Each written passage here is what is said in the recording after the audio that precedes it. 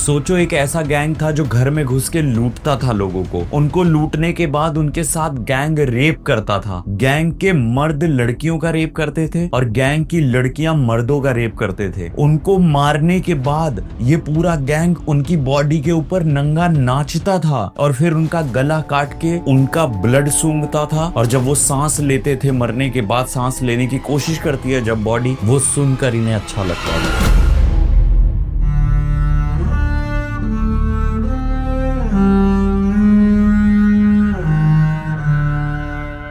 आज हम बात करने वाले हैं एक ऐसे गैंग के बारे में जो ऐसे लूटपाट करता था कि अगर मैं आपको बताऊंगा तो आप रात भर सोचोगे कि ये क्या सुन लिया। आज हम बात करने वाले हैं डांडूपलिया गैंग के बारे में। दोस्तों ये बात है 1990 की। साउथ इंडिया के एक छोटे से गांव डांडूपलिया में कुछ लोग रहते थे जो अनपढ़ थे, बेरोजगार थे, उनके पास काम धंधा नहीं था, उनको पैसे की जरूरत थी। उनमें से एक था वेंकट स्वामी, जिसके पास पैसा तो था लेकिन वह एक क्रिमिनल मेंटेलिटी का इंसान था। वह अपने पैसे से लोगों को खाना खिला दिया करता था, इसलिए लोग उसे वहां के मानते थे। वेंकट स्वामी के बारे में हम ज्यादा बात नहीं करेंगे वरना वीडियो लंबी हो जाएगी। आपकी समझने के लिए बस इतना जरूरी है कि उसके पास पैसा बहुत था और वो एक क्रिमिनल माइंड का इंसान था और धीरे धीरे वह लोगों को जोड़ने लगा, एक गैंग बनाने लगा और धीरे धीरे करते करते उसने 30 लोग जोड़ लिए जिसमें महिला, बच्चे, मर्द शामिल थे। डांडूपलिया गैंग में 2 तरीके के लोग थे। एक तो खुद वेंकट स्वामी जिसके पास पैसा तो था लेकिन वह उस पैसे को बढ़ाना चाहता था और रईस होना चाहता था, और बाकी 29 लोग और थे जिनके पास पैसा नहीं था, जो पढ़े लिखे नहीं थे, जो एक अच्छा काम, अच्छा पैसा चाहते थे, जिंदगी में थोड़ी सी सक्सेस चाहते थे। कुल मिलाकर इन सबका एक ही मकसद था कि खूब सारा पैसा कमाना। उसके लिए भले ही इन्हें कुछ भी करना पड़े, चोरी, रेप, मर्डर, कुछ भी। वैसे देखा जाए ऐसी मेंटेलिटी तो हर गैंग की होती है, वो पैसा चुराते हैं, रेप भी करना गैंग्स में कॉमन होता है।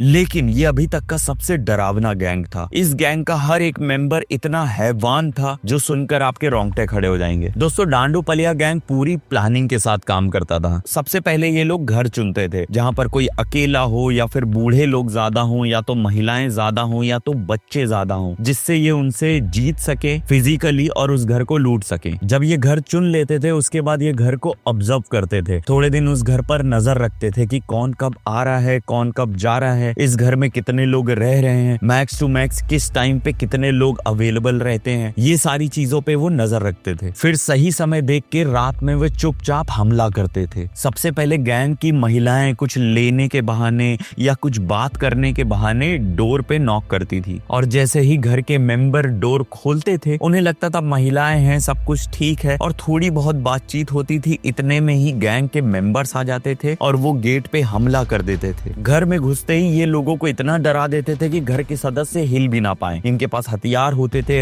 हंसिया, कुल्हाड़ी और फावड़ा, चाकू। उस समय लोगों के पास फोन्स भी नहीं होते थे तो इनको ज्यादा प्रॉब्लम होती नहीं थी। घर को ये अंदर से बंद कर लेते थे और बिजली काट देते थे। उसके बाद शुरू होता था मौत का नंगा नाच। ये पहले घर को लूटते थे, घर का एक एक कोना चेक करते थे, घर को एकदम नर्क बना देते थे। उसके बाद घर के जो सदस्य होते थे और सदस्यों में जो महिलाएं होती थी उनके साथ गैंग के पुरुष रेप करते थे। और उसके बाद घर में जो मेल्स होते थे, घर में जो पुरुष होते थे, उनके साथ गैंग की महिलाएं बलात्कार करती थी। ये सुनने में थोड़ा अजीब लगेगा लेकिन दोस्तों इस गैंग की सच्चाई यही है। जब लूट और रेप पूरा हो जाता था उसके बाद ये घर के सदस्यों को गला काट कर मार देते थे और जब किसी का ये गला काटते थे उसके गले से खून निकलता था और जब वो शरीर सांस लेने की कोशिश करता था तो ये उस खून को सूंघते थे और ये उस चीज को एंजॉय करते थे। और आखिरी में जब घर के सारे सदस्य मर जाते थे तो ये गैंग उन लाशों के ऊपर नंगा नाच करते थे। मतलब इस गैंग के अंदर कोई भी इमोशन नहीं थे।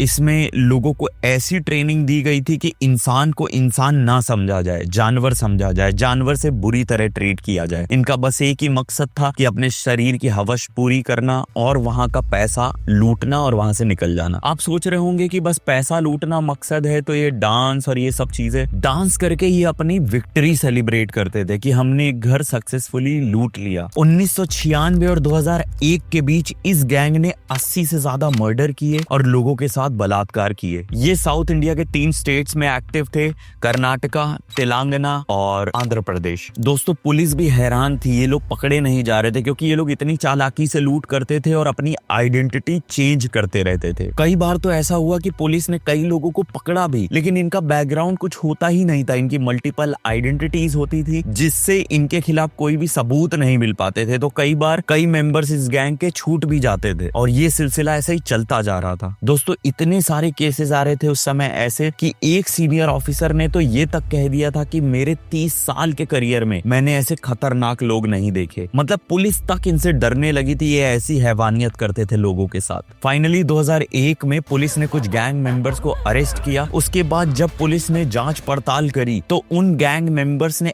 ऐसी चीजें बताना शुरू किया जिससे आधा पुलिस महकमा सदमे में चला गया। गैंग मेंबर्स ने ये तक बताया कि हमने बूढ़ों के साथ भी रेप किया है, हमने बच्चों को भी नहीं छोड़ा है, हमने उनका ब्लड तक सूंघा है, हमने उनका ब्लड तक पिया है। ये सब सुन के पुलिस वालों के कान खड़े हो गए कि भाई ये हमारे सामने जो बैठे हैं वो इंसान हैं या हैवान हैं। जब ये केस कोर्ट में गया तो कोर्ट ने कई लोगों को फांसी की सजा सुनाई और कई लोगों को उम्र कैद की सजा सुनाई। कोर्ट के जज के भी पसीने छूट गए थे, ऐसी हैवानियत उन्होंने अपनी लाइफ में पहले कभी नहीं देखी थी। पर सबसे शॉकिंग चीज पता है, आज भी डांडूपलिया गैंग के कुछ लोग फ्री घूम रहे हैं क्योंकि पुलिस को उनकी आइडेंटिटी नहीं पता है। आज भी लोग डरते हैं कि कहीं फिर से कोई डांडूपलिया गैंग ना बना ले, कहीं फिर से वो मंजर दोबारा ना देखना पड़े। दोस्तों इस केस से हमें पता चलता है कि इंसान किस हद तक जा सकता है।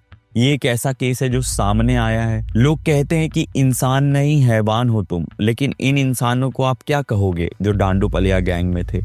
हैवान से भी बड़ा हैवान या फिर कुछ और क्या ये एंड था एक इंसान को हैवान बनने में, या इससे भी बुरा कोई इंसान हो सकता है? मैंने अपनी लाइफ में कभी ऐसा गैंग नहीं देखा जो ऐसी हैवानियत बरसाता हो लोगों पे। जब मैंने इनके बारे में पढ़ा तो मेरी खुद रूह कांप गई थी कि ऐसे भी लोग थे। दोस्तों आप क्या सोच रखते हो इसके बारे में जरूर बताना और कमेंट सेक्शन में ये जरूर शेयर करना कि आपको मेरी वीडियोस पसंद आ रही हैं कि नहीं आ रही हैं। और अगर आपके नजर में भी कोई ऐसा केस हो जिसे मैं कवर कर सकता हूँ, कमेंट में जरूर बताना। मिलते हैं नेक्स्ट वीडियो में। जय हिंद।